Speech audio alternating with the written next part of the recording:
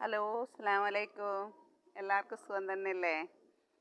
ഞാൻ ഇന്നിവിടെ കാണിക്കാൻ പോകുന്നത് നമ്മൾ പൊന്നാങ്കണ്ണി ചീരയെ പറ്റിയിട്ടാണ് കാണിക്കുന്നത്. ഞാനിതാ ഇവിടെ നട്ടുപിടിപ്പിച്ചിട്ടുണ്ട് പൊന്നാങ്കണ്ണി ചീര. ഇന്ന് നമ്മൾ കറി വയ്ക്കാൻ വേണ്ടിയിട്ട് ഇത് രണ്ടെണ്ണത്തിലതും കട്ട് ചെയ്തെടുത്തു. കട്ട് ചെയ്ത് വെച്ചിട്ടുണ്ട്. നമ്മൾ പൊന്നാങ്കണ്ണി കൊണ്ടുള്ള ഗുണങ്ങൾ എന്തൊക്കെയാണെന്ന് പറയാം. നമ്മുടെ കണ്ണിന് കാഴ്ച കിട്ടാൻ ഏറ്റവും നല്ലൊരു ചീരയാണ്. ഇത് നമുക്ക് എങ്ങനെ വേണമെങ്കിലും കറി വയ്ക്കാം. നമുക്ക് മുട്ട പൊരിക്കുമ്പോൾ അതിൽ ഇതിൻ്റെ ഇല നുള്ളി ഇട്ടിട്ട് മുട്ട പൊരിക്കാം. പിന്നെ ചീര തോരൻ വയ്ക്കുന്നത് പോലെ വയ്ക്കാം. കഞ്ഞിവെള്ളവും സവാളയും വെളുത്തുള്ളിയൊക്കെ ചേർത്തിട്ട് നമുക്ക് താളിച്ചെടുക്കാം. അപ്പോൾ പൊന്നാങ്കണ്ണി ചീര 40 ദിവസം തുടരെ കഴിച്ചാൽ കണ്ണിന് നല്ല കാഴ്ച കിട്ടുമെന്നാണ് പറയുന്നത്. ഇന്ന് നമുക്ക് പൊന്നാങ്കണ്ണി ചീര കൊണ്ട് എങ്ങനെ തോരൻ വയ്ക്കാമെന്ന് ഞാൻ കാണിച്ചു തരാം.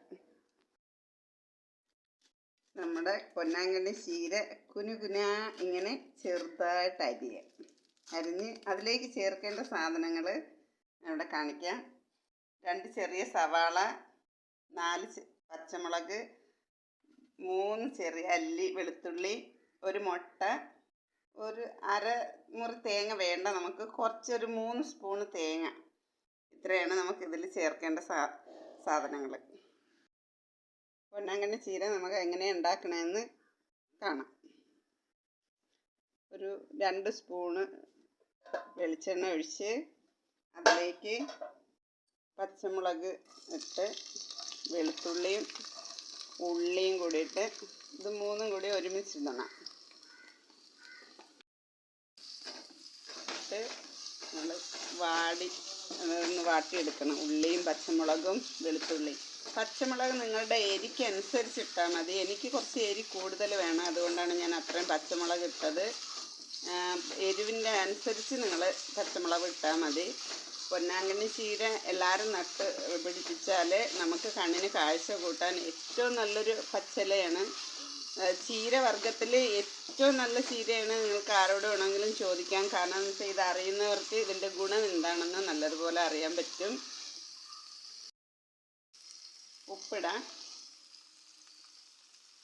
കുറച്ച് ഉപ്പ് ആവശ്യത്തിന് ഇട്ടാൽ മതി. ഇപ്പം എല്ലാവരും ഉപ്പ് കുറച്ചൊക്കെ ഉപയോഗിക്കുന്നുണ്ട്. കുറച്ച് ഉപ്പിട്ടാൽ മതി. അത് വാടി വരുമ്പോഴേ ഉള്ളിയും പച്ചമുളകും വെളുത്തുള്ളിയും ഒന്ന് വെന്ത് വരണം. നമ്മുടെ സവാളയും പച്ചമുളകൊക്കെ ഇവിടെ റെഡിയായി. അതിലേക്ക് ഒരു മുട്ട ഉടച്ച് വെച്ച് ആ മുട്ട നമ്മൾ നല്ലതുപോലെ ഇളക്കി റെഡിയായി. അതിലേക്ക് നമ്മൾ തേങ്ങ ഇട്ട് ചീര ഇടാം. ചീര ഇട്ട് പൊന്നാങ്കണ്ണി ചീര നല്ല സൂപ്പറായിട്ട് വളർന്നിട്ടുണ്ട്. ഞാൻ ഓൺലൈനിൽ വാങ്ങിയാണ് നട്ടത്. പക്ഷേ നമുക്ക് നല്ല കിട്ടി. അത് ചെയ്തിട്ട് നല്ല റിസൾട്ട് തന്നെയാണ് കിട്ടിയത്. ആവശ്യമുള്ളവർക്ക് എൻ്റെ കൂടെ ആവശ്യപ്പെടാം. ഞാൻ അയച്ചു തരാനാണെങ്കിൽ അങ്ങനെ അയച്ചു തരും.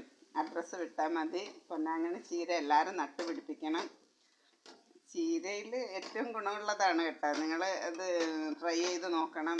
എൻ്റെ വീഡിയോ ഇഷ്ടപ്പെട്ടാൽ ലൈക്ക് ചെയ്യണം, ഷെയർ ചെയ്യണം, സബ്സ്ക്രൈബ് ചെയ്യണം. ഇതാ നമ്മുടെ പൊന്നാങ്കണ്ണി ചീര റെഡി ആയിക്കൊണ്ടിരിക്കുകയാണ്. പൊന്നാങ്കണ്ണി ചീര നമ്മൾ 3 മിനിറ്റാണ് വേവിച്ചത്. ഇതാ ഇവിടെ റെഡി ആയിട്ടുണ്ട്. നല്ല അടിപൊളി ടേസ്റ്റാണ്.